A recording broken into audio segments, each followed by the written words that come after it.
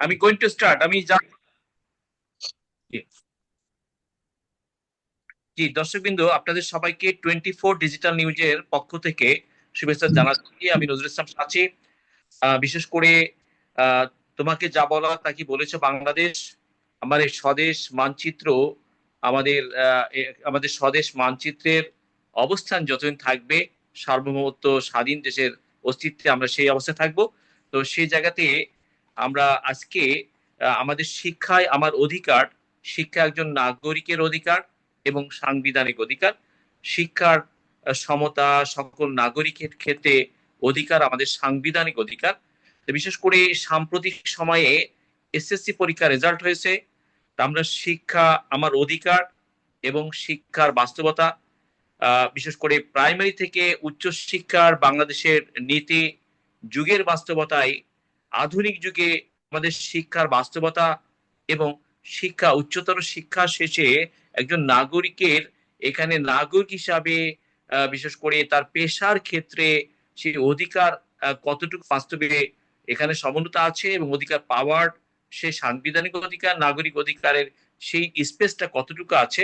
শিক্ষা আমার অধিকার এবং শিক্ষা নৈতিকতা, বাস্তবতা এবং পেশার অধিকার মূল্য নিয়ে আজকে আমাদের আয়োজনের সাথে আছেন যিনি বিশেষ করে জাহাঙ্গীরনগর বিশ্ববিদ্যালয়ের স্যার আছেন এবং স্যারের আমি বিশেষ করে doctor S M Anwar sir আছেন এবং আছেন জাহাঙ্গীরনগর বিশ্ববিদ্যালয়তে যুক্ত হয়েছেন এবং দ্বিতীয় যে সম্মানিত ব্যক্তিত্ব হিসেবে যুক্ত হয়েছেন বিশ্বের অন্যতম কবির সম্মান মর্যাদা পেয়েছেন রাইটারের ডক্টর জাহাঙ্গীর আলম রোস্তম অনারেবল আমাদের সাথে যুক্ত হয়েছেন।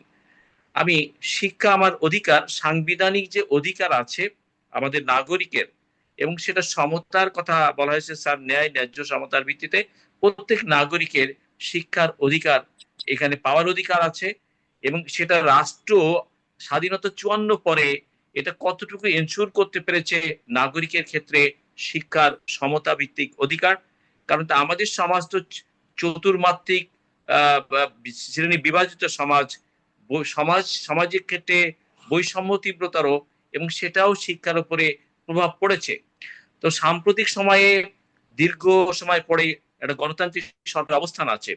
এসএসসি পরীক্ষার রেজাল্ট হয়েছে আমরা দেখতে পাচ্ছি 62.2% এবং উচ্চতর পর্যায়ে বিশ্ববিদ্যালয়ে ক্ষেত্রে শিক্ষার গবেষণার বিষয় নিয়ে নাগরিকের বর্তমান সন্দেহ সংশয় আছে। আমি জাহাঙ্গীরনগর বিশ্ববিদ্যালয়ের স্যারের কাছে আসবো যে রেজাল্ট হলো এসএসসি পরীক্ষার 25 বছরের মধ্যে সর্বনিম্ন পাশের পার্সেন্টেজ 62.2%। সেক্ষেত্রে আমাদের মাননীয় শিক্ষামন্ত্রী বলছেন আমরা মেধার বিকাশ ঘটাতে চাই এবং প্রকৃত মেধাকে আমরা তুলে আনতে চাই এবং আগামী দিনে পেশার ক্ষেত্রেও আমরা এর মূল্য মর্যাদা দিতে চাই এই জায়গাতে। তো এসএসসি রেজাল্ট এবং উচ্চতর পর্যায়ে স্যার বিশ্ববিদ্যালয় গুলোতে শিক্ষার মান, মর্যাদা এবং গবেষণার পজিশনটা বাংলাদেশে কোন পর্যায়ে আছে স্যার? স্যার আমি জি ধন্যবাদ জানাচ্ছি। অ্যাকচুয়ালি আপনি যে অবস্থান থেকে আলোচনাটি শুরু করেছেন, আমরা এটাকে দুটা ভাগে ভাগ করতে পারি। একটা, প্রথমে আপনি যে আলোচনাটি শুরু করেছেন সেটা হলো যে শিক্ষা নাগরিকের অধিকার বা শিক্ষা জনগণের অধিকার, এটা নিয়ে আপনি আলোচনা করেছেন।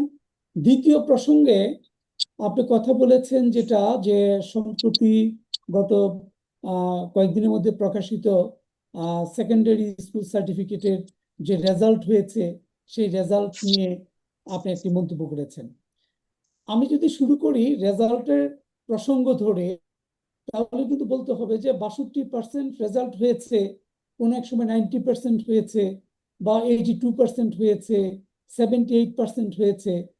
আমি যখন এসএসসি পাস করি সে বছর কিন্তু আমার যতদূর মনে পড়ে পাশের হার ছিল 21 কিংবা 22%।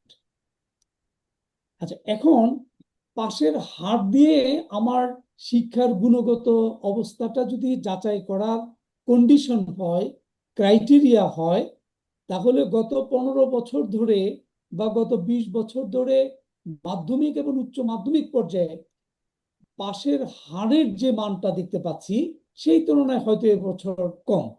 আমরা পত্রপত্রিকায় একটা বিষয় দেখেছি যে প্রশ্ন নিয়ে সংকট ছিল, ভুল ত্রুটি সম্পন্ন প্রশ্ন ছিল। তারপর আরেকটা বিষয় ছিল যে একটু প্রাকৃতিক প্রতিকূলতা ছিল। তারপর আরো অনেক কিছু ব্যাপার ছিল। তার মধ্য দিয়ে এই পরীক্ষার যে রেজাল্ট হয়েছে সেই রেজাল্টে 62% হয়েছে। একটা বিষয় কি যে 62%, এটা 50%-এর উপরে একেবারে যদি গড়পড়তা ধরেন তাহলে যে খুব খারাপ রেজাল্ট হয়েছে আমার কাছে এরকমটি মনে হয় না। এক।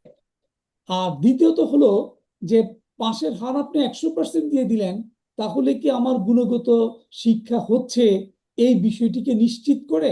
এই প্রশ্নটা কিন্তু থেকে যায়। তাহলে এত সব প্রশ্ন সামনে রেখে আমরা কি আদৌ একটা বিষয় সমাধান করতে পেরেছি যে আমাদের যে শিক্ষা, আমাদের যে গোটা শিক্ষা ব্যবস্থা এবং শিক্ষা প্রশাসনিক ব্যবস্থা বা গভর্নেন্স, এটাকে কি আমরা এখন পর্যন্ত, আমি যদি সময় ধরি সে ব্রিটিশ সময়ের পরবর্তী 47-এর পর থেকে পাকিস্তান সময়, পাকিস্তানের পরবর্তী সময় বাংলাদেশ, এই তিনটি ধাপের কোথাও কখনো আমরা একটা গুণগত মানের শিক্ষার কথা চিন্তা করেছি? এই প্রশ্নটা কিন্তু খুবই গভীর এবং তাৎপর্যপূর্ণভাবে ভাবার প্রসঙ্গ আছে। এখন আমরা যদি আলোচনা শুরু করি যে ব্রিটিশ সময়কালের শিক্ষার কথা বলি, তাহলে আমরা কিন্তু আমাদের কিন্তু চলে যেতে হয় যে 1902 সালে প্রথম ইন্ডিয়ান ইউনিভার্সিটি কমিশন তৈরি হয়েছিল। তার আগে প্রথম মোটামুটি একটা সিস্টেমেটিক প্রক্রিয়ায় শিক্ষাকে বিন্যস্ত করার জন্য 1835 সালে ম্যাকলে মিনিটস যেটাকে বলা হয়, যেটা আপনার ব্যান্টিংকের রেজুলিউশনস নামে পরিচিত, সেখানে কিন্তু একটা শিক্ষা কমিশন রিপোর্ট আমাদের কাছে আসছিল। সেই শিক্ষা কমিশন রিপোর্টে কি বাংলা বা গোটা ভারতবর্ষের জন্য একটা সামগ্রিক সফল এবং গুণগত মানসম্পন্ন শিক্ষার কোনো প্রচেষ্টা সেখানে ছিল? আমরা যদি খুব মোটা দিয়ে বলি যে ছিল না। এবং সেই শিক্ষার মূল লক্ষ্য ছিল কিভাবে উপনিবেশিক লক্ষ্য, উপনিবেশিক জ্ঞান উপনিবেশিত মানুষের উপরে চাপিয়ে দেওয়া যায়। সেই চাপিয়ে দেওয়ার লক্ষ্যটাই ছিল কিন্তু সেই সময়কালের শিক্ষার একটা লক্ষ্য। এবার আমরা যদি বাংলাদেশ পর্বে চলে আসি, এর মাঝে তো পাকিস্তান পর্বে প্রায় 6 থেকে 7টি শিক্ষা কমিশন রিপোর্ট এবং কি বলে সেটাকে কমিশন, সব মিলিয়ে 6 থেকে 7টির মতো হয়েছে। সেখানে কিন্তু আমরা দেখেছি, আপনার নিশ্চয়ই মনে আছে 1962 সালে শিক্ষা কমিশনের রিপোর্টের যে সিদ্ধান্তগুলি ছিল সেই সিদ্ধান্তের প্রতিক্রিয়ায় এদেশে কিন্তু একটি বিক্ষুব্ধ গণ আন্দোলন তৈরি হয়েছিল। যে গণ আন্দোলনের মূল ধারাটা শহর থেকে গ্রামে যায়নি, গ্রাম থেকে শহরে আসছিল। গ্রামের মানুষজন এই শিক্ষানীতির বিরুদ্ধে কিন্তু দাঁড়িয়েছিল। আমি 1962 সালের শিক্ষা কমিশন রিপোর্টের কথা বলছি। তারপর আমরা যদি বাংলাদেশ প্রসঙ্গে আসি, এখন পর্যন্ত সবকটা কমিশন এবং রিপোর্টের শিক্ষানীতি নিয়ে যে প্রস্তাবনাগুলি আছে, শিক্ষানীতি নিয়ে যেসব কথাবার্তা আছে, আলোচনা আছে, লক্ষ্য উদ্দেশ্য আছে, মিশন আছে, সেগুলিকে যদি আপনি এক্সট্রাক্ট করেন, বিমূর্ত করেন, সামারি করেন, তারপরে যে কথাটা আসবে সেটা হলো শিক্ষার যে একটা তাৎপর্য আছে, শিক্ষার যে একটা দার্শনিক মানে আছে, শিক্ষার যে একটা ব্যাপকতা আছে, সেই ব্যাপকতাটা কিন্তু সেখানে প্রতিফলিত হয় নাই। যেমন আপনি শুরু করেছিলেন শিক্ষার অধিকারের কথা। শিক্ষার অধিকারের কথা বললে অধিকার আপনাকে, ধরে নিন আপনাকে অধিকার দিলাম চাঁদে যাওয়ার জন্য, আপনি কি চাঁদে যেতে পারবেন? আমরা উত্তর দিব যে না, যেতে পারবো না। চাঁদে যেতে হলে সেই চাঁদে যাওয়ার জন্য যান প্রয়োজন হবে, এবং যারা যাবেন তাদের সেই রকম প্রশিক্ষণের প্রয়োজন হবে, তাদেরকে সেইভাবে মানসিক, শারীরিক, দৈহিক এবং শিক্ষাগতভাবে প্রস্তুত করে তুলতে হবে। তার জন্য দীর্ঘ সময়ের প্রয়োজন। তবেই কেবল আমি যদি বলি যে আপনার চাঁদে যাওয়ার অধিকার দেওয়া হয়েছে, চাঁদে যেতে পারবেন। তো অধিকার, এই অধিকার দেওয়া হয়েছে বা শিক্ষার অধিকার আমার এখানে আছে, এই শব্দটা আপনি ধরে নিতে পারেন একটা উদ্বায়ু শব্দ। এই শব্দের কোনো মানে আমার বাংলাদেশের প্রেক্ষাপটে এখন পর্যন্ত তৈরি হয়নি। আমি আপনার প্রথম প্রশ্ন উত্তরে এখানেই শেষ করতে চাই যে শিক্ষাকে যখন আপনি অধিকার বলবেন, তখন প্রথমেই যেটা বুঝতে হবে যে শিক্ষায় সাধারণ মানুষের প্রবেশাধিকার আছে কিনা। এটাকে অমর্ত্য সেন একটা শব্দ ব্যবহার করতেন, সে যে এন্টাইটেলমেন্ট, জি অর্থাৎ আপনি সত্ত্বাধিকার আছে কিনা। আমি শেষ করছি কয়েকটা বিষয় বলে। দ্বিতীয়টি হলো যে শিক্ষা অর্জনের জন্য প্রাসঙ্গিক যা যা প্রয়োজন তার প্রাপ্যতা, ইংরেজিতে অ্যাবিলিটি, তৃতীয়ত হলো শিক্ষার ক্ষেত্রে সব থেকে বড় প্রয়োজন হলো যেটা, সেটা হলো ইকুয়ালিটি, অর্থাৎ অর্থনৈতিক দিক থেকে, লৈঙ্গিক দিক থেকে, বর্ণগত দিক থেকে, ধর্মীয় দিক থেকে, জাতিগত দিক থেকে, অঞ্চল বা সামাজিক অবস্থানের দিক থেকে নিরপেক্ষভাবে ইরেসপেক্টিভলি প্রত্যেকটি মানুষ আপনার মূলধারার শিক্ষায় প্রবেশাধিকার পাচ্ছে কিনা। এখানে প্রশ্নটা হলো সমতার প্রশ্ন। একদম শ্রেষ্ঠ প্রশ্নটা হলো আমরা আমার শিক্ষার্থীকে যা শিখাচ্ছি সেই শিক্ষাটা কি গুণগত মানের শিক্ষা হচ্ছে। এই প্রসঙ্গগুলিকে যদি আপনি সামনে রাখেন তাহলে কিন্তু 62% পাস করে কিনা, 80% পাস করেছে কিনা এই প্রসঙ্গে আমাদের যাওয়ার প্রয়োজন হয় না। প্রয়োজন হয় না এই কারণে যে আমি শিক্ষার প্রাথমিক যে শর্ত, কন্ডিশন, সেই কন্ডিশনগুলি কিন্তু বাস্তবায়ন করতে জি স্যার, যথার্থভাবে ব্যর্থ আমরা হয়েছি। চাচ্ছি যেহেতু আমাদের শ্রেণী বিভাজিত সমাজ ব্যবস্থা, এলিটিও পলিটিক্যাল ম্যানেজমেন্টে রাষ্ট্র রাজনীতি, এলিটিও পলিটিক্যাল ম্যানেজমেন্টে রাষ্ট্র রাজনীতি পরিচালিত হয় স্যার। সেক্ষেত্রে এই এলিটিও ম্যানেজমেন্টে যে মানে ম্যানেজমেন্টের রাষ্ট্র ব্যবস্থা, সেখানে নিম্নবিত্ত মধ্যবিত্ত শ্রেণীকে তো বিকশিত শিক্ষার ক্ষেত্রে কিছু প্রাধান্য দেওয়া হয় শিক্ষা নীতির ক্ষেত্রে স্যার। আমি আমি আপনার প্রশ্নটি একটু যদি সংক্ষেপে রিপিট করেন প্লিজ। জি স্যার, বলছি যে রাষ্ট্র কি ইকুয়ালিটির ভিত্তিতে এলিটিও যে রাষ্ট্র হুম ম্যানেজমেন্ট হয়, এলিটিও ব্যুরোক্র্যাট দ্বারা রাষ্ট্র পরিচালিত হয়, এই হুম বৈষম্য সমাজ ব্যবস্থায় বিকশিত শিক্ষা নীতিকে সামনে রেখে শিক্ষা নীতি কোন সরকারি পন্থা নির্ধারণ করেছেন শিক্ষাকে সর্বস্তরে বিকশিত পর্যায়ে আমরা নিয়ে যাব এবং একটা ইকুইটি ভিত্তিক সমাজ শিক্ষা ব্যবস্থা আমরা বাংলাদেশকে নিয়ে আসবো। কারণ স্যার আমি দেখুন, আমি আপনার প্রশ্নটি ধরতে পেরেছি। অ্যাকচুয়ালি আপনি পাশ্চাত্যমুখী শিক্ষা ব্যবস্থা দ্বারা প্রভাবিত এলিট ক্লাস যারা ইংরেজিমুখী শিক্ষা ব্যবস্থায়, কিন্তু আমাদের বিশেষ করে নিম্নবিত্ত মধ্যবিত্ত সমাজকে সামনে রেখে তাদেরকে প্রাধান্য দিয়ে কি বিকশিত শিক্ষার নীতি কি কোন সরকার গ্রহণ করেছেন এখন তো, মানে সমতা ভিত্তিক? হ্যাঁ, আপনার প্রশ্নটা আমি ধরেছি। এই জি যে আপনি যে বিষয়টি নিয়ে উত্থাপন করেছেন, তার জি প্রথম কথাই হলো যেটা, যে আপনার এখনো আমার সামাজিক যে বিন্যাস, সমাজের জি শিক্ষার কথা বলেন, সামাজিক পলিসির কথা বলেন, রাষ্ট্র ব্যবস্থার কথা বলেন, রাজনৈতিক ব্যবস্থাপনার কথা বলেন, সকল ব্যবস্থাগুলি কিন্তু একটা জায়গায় এসে স্থিত হয়, একটা জায়গা দ্বারা, একটা শর্ত দ্বারা নির্ধারিত হয়। সেটা হলো জি যে আপনার সামাজিক অর্থ ব্যবস্থাটা কতটা সুষম, কতটা সুন্দর ব্যবস্থাপনার মধ্যে আছে।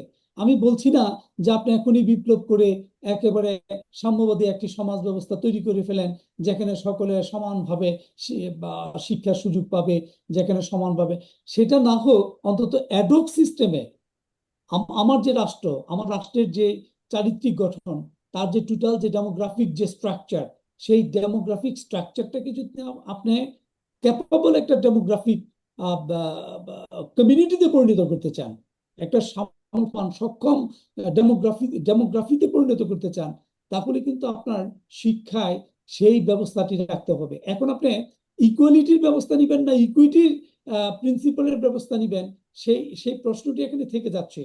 কারণ আমাদের এখানে যে অর্থ ব্যবস্থাটা, এটা এত মারাত্মকভাবে প্রকটভাবে বিষম যে যে এটাকে আপনার অ্যাপ্রক্সিমেট লেভেলে এটাকে ব্যাখ্যা করা সম্ভব না। যে 19-20 সম্পর্ক না আমাদের এখানকার অর্থনৈতিক যে বৈষম্যটা, সেটা, এই বৈষম্যটা অনেক ক্ষেত্রে 5-20, অর্থাৎ 4 গুণ 10 গুণ পর্যন্ত বেশি এখানকার পার্থক্যগুলি। সেরকম একটা পার্থক্য সামনে রেখে আমরা যদি আমাদের শিক্ষার কথা ভাবি, তাহলে এখানে কিন্তু আপনার সেই ইকুইটি ব্যবস্থা, যেটা সুষম রীতি ফলো করা, আদার দেন সমতার নীতি। সুষম বলতে আমি বুঝাতে চাচ্ছি যে যারা পিছিয়ে পড়ে আছে, ডিসঅ্যাডভান্টেজ কমিউনিটি, সেই ডিসঅ্যাডভান্টেজ কমিউনিটিকে আপনার উপরি অতিরিক্ত সুবিধা দিতে হবে। এই অতিরিক্ত সুবিধা দিয়ে তাকে আপনার মূল ধারায় নিয়ে আসতে হবে, তাহলেই কিন্তু সুষম নীতি বাস্তবায়ন হবে। আপনি সমতার নীতিতে পড়ে যান। তাহলে আপনার প্রশ্নের উত্তরের প্রথমে আমি যে আমার গোটা আর্থসামাজিক ব্যবস্থার দিকে রাষ্ট্রকে মনোযোগ দেওয়া খুব জরুরি হয়ে পড়েছে। রাষ্ট্রে আমাদের রাষ্ট্র ব্যবস্থাগুলি দুর্বৃত্ত রাষ্ট্র ব্যবস্থা। এই দুর্বৃত্ত রাষ্ট্র ব্যবস্থার অর্থনীতিও দুর্বৃত্ত, অর্থাৎ আমাদের এই যে আকবর আলী খান সাহেব বলেছে শুয়োরের বাচ্চার অর্থনীতি, দ্য সোয়াইন ইকোনমিক্স, অর্থাৎ শুকরের প্রবণতাটা হলো সে শুধু খায়, যতক্ষণ পর্যন্ত তার খাবার না থাকবে ততক্ষণ পর্যন্ত সে চিৎকার করে। তা আমাদের অর্থনীতির ব্যবস্থা, অর্থনীতির যারা জায়ান, অর্থনীতিকে যারা কন্ট্রোল করছে, অর্থনীতির পুরো দস্তর যারা নিয়ন্ত্রকের ভূমিকায়, সেই নিয়ন্ত্রকরা হলো অনেকটা আপনার সেই আকবর আলী খানের ওই যে ইয়ের মতো, শুকরের মতো। সেই শুকর শুধু খায়, সে সে কাউকে দিতে জানে না। সোয়াইন ইকোনমিক্স বলছেন তিনি সেটাকে। তাহলে এরকম একটি সোয়াইন বা শুকরের অর্থনীতি প্রক্রিয়ার মধ্য দিয়ে আমরা সুষম নীতি বাস্তবায়ন করব, এটা ভাবা একটা মুশকিল ব্যাপার। সমতা তো অনেক দূরের কথা। সুতরাং তারপর আপনার প্রত্যেকটা বুর্জুয়া রাষ্ট্র অথবা সুবিধাবাদী রাষ্ট্রগুলি কিন্তু নাগরিকের জন্য একটা শিক্ষার একটা আপাতত একটা ব্যবস্থা রাখে। এটা তার নিজের জন্য, নিজের রাষ্ট্রীয় উন্নয়নের জন্য কিন্তু সেটা রাখে। কারণ সে জানে যে তার রাষ্ট্র, তার যে রাষ্ট্রীয় যে টুলস গুলি আছে, তার বিজনেসের যে টুলস গুলি আছে, তার ব্যবসা বাণিজ্যের যে টুলস গুলি আছে, তার অর্থনীতিকে চালিত করার জন্য যে জনগোষ্ঠীর প্রয়োজন, সেরকম একটা দক্ষ জনগোষ্ঠী তৈরি করার চিন্তা তো থাকে অনেক সময়। কিন্তু আমরা খুব দুঃখের সাথে লক্ষ্য করছি যে আমাদের আমি আমি কোনো আপনার ধরে স্যার, আমি আলোচনা দ্বারা আসছি, এ লজ্জা রাখবো কোথায়? 312টি শিক্ষা প্রতিষ্ঠানে একজন স্টুডেন্ট পাস করে নাই। স্বাধীনতার এই এত বছর পরে আমাদের রাষ্ট্রের ম্যানেজমেন্টের নীতি ব্যবস্থাপনার ক্ষেত্রে কি বড় ধরনের মানে ত্রুটি বিচ্যুতি রয়ে গেছে? 300 প্রতিষ্ঠানে কোনো কেউ একজন স্টুডেন্ট পাস করেনি, এই বিষয়টাকে আপনি কিভাবে দেখছেন স্যার? আচ্ছা, এইটার এই এই প্রশ্ন উত্তরটা কিন্তু আপনাকে দেখতে হবে ওই 300 স্কুলের জিওগ্রাফিক্যাল পজিশনটা কোথায়। তাহলে আপনি আপনি তার একটা ইয়ে করেন, জিওগ্রাফিক্যাল ডিস্ট্রিবিউশন করেন, বাংলাদেশের যে মানচিত্রটা আছে সেখানে ফেলে দিয়ে আপনি তার ডিস্ট্রিবিউশন মানে জিওগ্রাফিক্যাল লোকেশনটা করেন। আমি নিশ্চিত আপনি দেখবেন যে আরবান, সেমি আরবান এলাকার ম্যাক্সিমাম স্কুল সেই এই যে পাশই করে না এই স্কুলের সংখ্যা না। আপনি নিশ্চিতভাবে পাবেন একেবারে প্রান্তিক পরিসরে, প্রান্তিক এলাকায় যে স্কুলগুলি আছে, অথবা দুস্থ এলাকায় যে স্কুলগুলি আছে, অথবা আপনার অপেক্ষাকৃত অর্থনৈতিকভাবে পিছিয়ে পড়া যে এলাকা আছে, সেই এলাকার স্কুলগুলিতে আপনার পাশের হার খুবই কম, এবং অনেক ক্ষেত্রে স্কুলগুলিতে পাশই করে নেয়। তাহলে কিন্তু সেই সূত্রে আপনাকে যেতে হচ্ছে যে অর্থনৈতিক ব্যবস্থায় যদি আপনি ন্যূনতম, আমি বলছি না যে একেবারে প্রত্যাশিত লেভেলে আপনি কিছু একটা করতে পারবেন, ন্যূনতম লেভেলে অর্থনৈতিক যে সঞ্চালন করা, অর্থনৈতিক যে গতিটা, সেই গতিটাকে যদি আপনি সেই পর্যন্ত এক্সটেন্ড না করতে পারেন, তাহলে কিন্তু আপনার এই স্কুলগুলিতে পাশের হার কমে যাবে। আস্তে আস্তে আপনার সেই ঝরে পড়া শিক্ষার্থীরা বিপদগামী হবে। তার মানে হলো আপনার এখানে একটা বিশাল জনগোষ্ঠী বিপদগামী জনগোষ্ঠীতে পরিণত হবে। তাহলে এই বিপদগামী জনগোষ্ঠী পরীক্ষায় পাশ করছে না, ঝরে পড়া শিক্ষার্থীদের মানসিকভাবে ভেঙে পড়া জনগোষ্ঠী, এইরকম একটি জনগোষ্ঠী দিয়ে কিন্তু আপনার রাষ্ট্র আস্তে আস্তে ভারাক্রান্ত হবে। এখন প্রশ্ন হলো, ওই যে প্রথম যে প্রশ্নটি করেছেন যে 300টির অধিক, কতটি সংখ্যা বলেছেন আপনি অ্যাকুরেটলি যদি আবার একটু মনে করিয়ে দেন? টোটাল 12টি। টোটাল 12টি 312টি। স্কুলের কথা বলেছেন, 312টি না? এই জি। 312টি স্কুলে পাশের হার শূন্য, তাই তো? শূন্য শূন্য আচ্ছা, শূন্য। তাহলে এই যে সংখ্যা, এই সংখ্যা বাড়ছে, এটা আমাদের জন্য শুভ কোনো সংবাদ নয়। এটা না। আমাদের সামষ্টিক অর্থনীতির জন্য, একইভাবে সামষ্টিক সামাজিক অগ্রগতির জন্য এটা কিন্তু একটা বিপজ্জনক সিগন্যাল। এই সিগন্যালটাকে যদি রাষ্ট্রীয় ব্যবস্থাপনায় আমরা কোনো দৃষ্টিতে না আনি, তাহলে আমাদের জন্য এবং রাষ্ট্রের অগ্রগতির জন্য, উন্নয়নের জন্য কিন্তু একটা বিপদ দাঁড়িয়ে আছে। জি, আপনাকে ধন্যবাদ স্যার, আপনি থাকুন। দর্শকবৃন্দ, আমরা শিক্ষার বিকাশ এই বিষয় নিয়ে এতক্ষণ প্রফেসর আনোয়ারুল ইসলাম স্যার কথা বললেন, তা বলেছেন। আমি এ একটু পর্যায়ে কারেকশন করবেন, আমি Anwarullah Bhuiyan. Sorry, professor Anwarullah Bhuiyan sir কথা বললেন, এই জন্য স্যারকে আমাদের চ্যানেল পক্ষ থেকে কৃতজ্ঞতা জানাচ্ছি। তো শিক্ষা আমার অধিকার এবং পেশার ক্ষেত্রে বাংলাদেশের শিক্ষার বাস্তবতা, এ পর্যায়ে ডক্টর জাহাঙ্গীর আলম রোস্তম, আপনি সমাজকে নানানভাবে দেখেন, পর্যবেক্ষণ করেন। স্যারের আলোচনায় ডক্টর আকবর আলী খানের যে একটা উদ্ধৃতি, সোয়ান ইকোনমি, এই যে পিছিয়ে পড়া জনগোষ্ঠী, নিম্নবিত্ত বিত্তহীন শ্রেণী, তারা এখনো শিক্ষার ক্ষেত্রেও পিছিয়ে আছেন। রাষ্ট্রের ক্ষেত্রে বঞ্চনা প্রবঞ্চনা রয়েই গেছে এই জনগোষ্ঠীর পিছনে। তো এই 312টি স্কুলের পাশের আর একেবারে শূন্য, কেউ পাশ করলেন না। একটা স্বাধীন সার্বভৌমত্ব দেশ রাষ্ট্র ব্যবস্থাপনা করে, এই চিত্রটাকে আপনি কিভাবে দেখেন?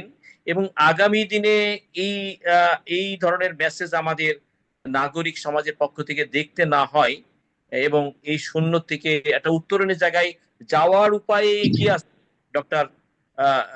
জি, জনাব doctor Jahangir Alam Rustam. Thank you, Sachibhai. Assalamu G, alaikum and good evening. আমাদের প্রফেসর সাহেব যেটা বললেন, আমি তার সাথে পুরো একমত। এখন আপনি যে কোশ্চেনটা করছেন, কেন পাস করলো না, এখন এটা আমি কোয়ান্টিটিতে যাব না, আমি কোয়ালিটিতে যাইতে চাই। জি। পাস করলে কি আপনি খুশি হইতেন বা আমাদের জনগণ খুশি হইতো? যদি খুশি হইতো, আমি মনে করি যে সেটা দেশের জন্য, বা আপনি যে ইকোনমিকের কথা বললেন, ভবিষ্যতে তো তারাই চাকরি করবে, ভালো ভালো প্রতিষ্ঠানে যাবে। আহ, তো এই কোয়ান্টিটি দিয়ে আপনি কি করবেন? আর এর সাথে যুক্ত করতে চাই যে একটা রেজাল্ট ভালো করতে হলে এখানে শুধু ছাত্র না, শিক্ষকও জানতে হবে। আপনি গ্রামে যান, সেখানে যে ম্যানেজিং কমিটির ইদানিং এই আহ, নতুন সরকার আসার পর কি হয়েছে জানি না, কিন্তু আমি আগে যেটা দেখেছি, ম্যানেজিং কমিটির সদস্যরা হলো যেগুলা সমাজের কিট আর কি, হ্যাঁ, মেম্বার চেয়ারম্যান যেগুলো হয়, এরা তো পয়সা দিয়ে ভোট কিনে মেম্বার চেয়ারম্যান হয়। একইভাবে দেখেছি যে ম্যানেজিং কমিটি তো পয়সা দিয়ে ভোট কিনে ম্যানেজিং কমিটির সদস্য হয়েছে, চেয়ারম্যান হয়েছে। এবং তারা কি করেছে, তারা এমন শিক্ষক নিয়োগ দিয়েছে যে টাকা দিয়ে, কে কত টাকা দিতে পারবে, this is the qualification to get a teaching job in a school. তো এই যদি তার কোয়ালিটি হয় যে মানি, সেখানে ওই শিক্ষক কি পড়াবেন?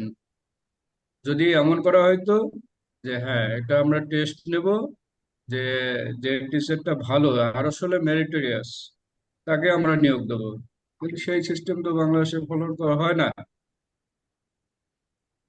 আর দ্বিতীয়ত বলবো যে ম্যাটেরিয়ালস, আমি ইনস্ট্রুমেন্ট। আপনাকে এক্ষেত্রে জি, রাজনৈতিক ক্ষেত্রে যে নৈতিক অবক্ষয়, রাজনৈতিক ক্ষেত্রে রাজনৈতিক নৈতিক অবক্ষয়, সেই অবক্ষয় তো চরম পর্যায়ে চলে গিয়েছিল।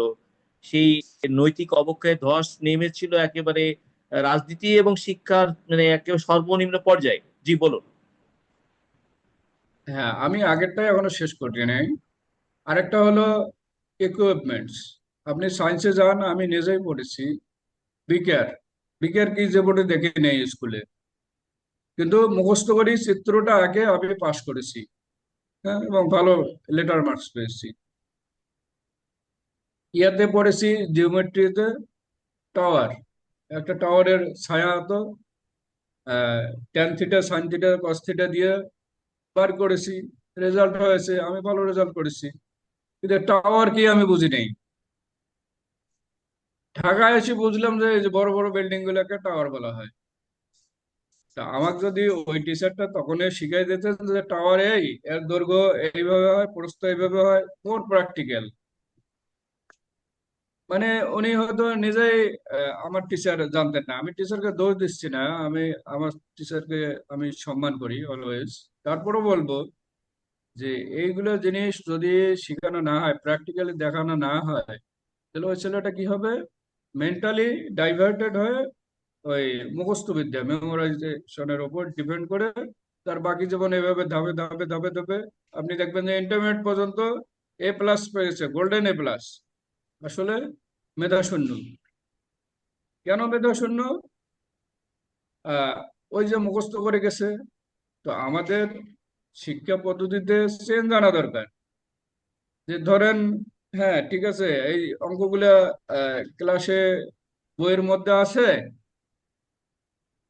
পরীক্ষায় দেখা যাবে ওই অঙ্কগুলোই দেবে, বাট ওই অঙ্কগুলো বইতে থাকবে না। আমার কথা কি ক্লিয়ার? জি ওই অঙ্কগুলাই থাকলো, বাট ওই ফিগারটা না দিয়ে অন্য একটা ফিগারে তাকে টেস্ট করা, যাচাই করা হলো। সে যদি ওই অঙ্কটা বুঝে থাকে ওই অঙ্কটাও পারবে। আর যদি ওই যে ওইটাই আসে, তার তো জানা আছে, মুখস্থ করে এইভাবে করে দিল, সে ভালো রেজাল্ট করতেছে, A+ পেয়ে যাচ্ছে। তো এই যে ম্যাটেরিয়ালস এবং শিক্ষকের যোগ্যতা নিয়ে একটা কোশ্চেন আছে, there is a big question. এবং আমি আপনাকে একটা বাস্তব উদাহরণ দেই। আমার ছেলে একটা ঢাকার স্বনামধন্য স্কুলে পড়ে। সেখানে টিচার একজন ম্যাথমেটিক্সের টিচার। প্রথমবার দেখলাম যে ইউনিটের জন্য তার 6 মাসি পরীক্ষায় এই যে কাটে 0 মার্ক দিয়েছে। জি এবং ইয়ারলি পরীক্ষায় দেখলাম যে একই কাজ করেছে, ইউনিট ভুল, এই জন্য 0 মার্কস। এখন কথা হলো, আমি দেখলাম যে ইউনিট ভুল নাই, ইউনিট ঠিকই আছে, কিন্তু উনি ওই মুখস্থ বিদ্যা। পরে গিয়ে আমি ওই ভাইস প্রিন্সিপালের কাছে বসলাম যে আপনার টিচার যে এই যে আমি আসতাম না, প্রথমবারও দেখলাম সেম মিস্টেক করছে, এবারও সেম মিস্টেক করছে। আসলে কি উনি ম্যাথমেটিক্স টিচার না অনেক কোথা থেকে নিয়ে আসছেন? বলে যে উনি তো ম্যাথমেটিক্সে অনার্স মাস্টার্স করা। আমি বললাম যে অনার্স মাস্টার্স করা আমার তো বিশ্বাস হচ্ছে না। আহ, যে এই ইউনিট বোঝে না সে ম্যাথমেটিক্সে অনার্স মাস্টার্স কিভাবে করলো? ধরেন কিলোমিটার/আওয়ার, এটা একটা ইউনিট হতে পারে, একটা মানে গতি, হ্যাঁ, বা একটা ট্রান্সপোর্টের যেটা বলে। তো ওই ভাইস প্রিন্সিপাল সাহেব আবার খুব একটু ট্যালেন্ট, তো উনি বলেন যে ঠিক আছে, আমি ওই টিচারকে ডাক দেই, আপনি বলেন, আমি শুনি, আমি তো আর্টস থেকে পাশ করছি, তো আপনি একটু বললে ভালো হয়। টিচারকে ডাক দিল। এখন টিচারকে বললাম যে আহ, আপনি কিছু মনে করবেন না, এই যে ইউনিটটা, আসলে ইউনিটটা একটু এক্সপ্লেন করবেন আমাকে, যে ইউনিটটা এই যে গতির যেমন ইউনিট বললাম না, কিলোমিটার/আওয়ার বা মিটার/সেকেন্ড, হ্যাঁ, এরকম যে একটু আমাকে বললে ভালো হতো, যে আপনি আসলে কি বোঝেন এটাতে ইউনিট। উনি বলতেছে যে আমি ইউনিট বলতে বুঝি কিলোমিটার হইলে আওয়ার হয়, মানে ঘন্টা হয়, আর মিটার হইলে সেকেন্ড হয়, এর বাইরে কিছু বলতে পারে না। তা বললাম যে আমি যে যাই হোক, বলছে তো এখন আমি আমি আমি তো ক্লিয়ার করি। আপনার হয়েছে। জি জি, আমি আপনার হ্যাঁ, বক্তব্য উনি, আলো স্যারের কাছে আসছি। স্যার, আচ্ছা শোনেন না, শোনেন না, আপনি প্লিজ, জি জি, বিষয়টা আমরা শুনেন না, স্পষ্ট। এইটাই তো হলো কোয়ালিটি অফ এডুকেশন। টিচাররা কি ধরনের টিচার নিযুক্ত হচ্ছে এবং তারা কি পড়াচ্ছে। টিচার যদি নিজেই না জানে, ছাত্র কি বুঝবে? ছাত্রকে কি পড়াবে? ওই টাকা দিয়ে নিয়োগ দিচ্ছে। কিন্তু এখানে ঢাকায় যদিও টাকা দিয়ে নিয়োগ দেয় নাই, আর তারপরেও কথা কোয়ালিটি নিয়ে একটা কোশ্চেন আছে। ম্যাথমেটিক্সে কিন্তু অনার্স এবং মাস্টার্স করছে সে, উনি, স্যারের কাছে হ্যাঁ। আসছি, আমি স্যারের না না, কাছে আসছি। জাস্ট আমাকে let me finish, just a minute. Ah, ওনাকে, উনি তখন বলতেছে যে কিলোমিটার হইলে আওয়ার হয় আর মিটার হইলে সেকেন্ড হয়। তা বললাম যে আপনি এখানে ঢাকায় কিছু মনে না করলে আপনি একটা কোশ্চেন করি, যে বলেন যে আপনি ঢাকায় কোথায় থাকেন? যে বসিলায় থাকি। তা আচ্ছা, বসিলা এখান থেকে কত কিলোমিটার? বললো যে 5 কিলোমিটার। তো বললাম যে 5 কিলোমিটার যাইতে আপনার মনে করেন যে 10 মিনিট লাগলো, তো এর ইউনিট কি হবে? উনি পুরা ভ্যাবাচাকা খেয়ে যাচ্ছেন। মানে এই যে আচ্ছা, এই মিনিট ঢুকাইলাম, উনি তো খালি রিসেন্ট মুখস্থ করে আসছে যে কিলোমিটার হলে আওয়ার হয় আর মিটার হলে বিষয় সেকেন্ড হয়, কিন্তু টক আমি শো। মিনিট ঢুকাইলে উনি আর বলতে পারতেছে না যে ওর ইউনিট কি হবে। আপনি থাকুন স্যার। তারপরেও অনেক স্যার বুঝাই দিলাম। স্যার স্যার হ্যাঁ, বলুন। যেহেতু রাষ্ট্র রাজনীতি রাষ্ট্রকে পরিচালনা করে, সমাজকে পরিচালনা করে, তো শিক্ষার ক্ষেত্রে বিশেষ করে জাতীয় শিক্ষা নীতি বাংলাদেশে কতটুকু প্রফেসর স্যার সময় দাবি রাখে, এবং নৈতিকতা ভিত্তিক শিক্ষা ব্যবস্থা সর্বোচ্চ প্রাইমারি থেকে উচ্চতর পর্যায়ে নৈতিকতা ভিত্তিক নৈতিকতা সক্ষমতা ভিত্তিক শিক্ষা ব্যবস্থা কতটুকু দাবি রাখে, সেটা এলিট ক্লাস থেকে নিচ মানে একেবারে নিম্নবিত্ত শ্রেণী পর্যন্ত শিক্ষার যে নতুন সংস্কার হতে যাচ্ছে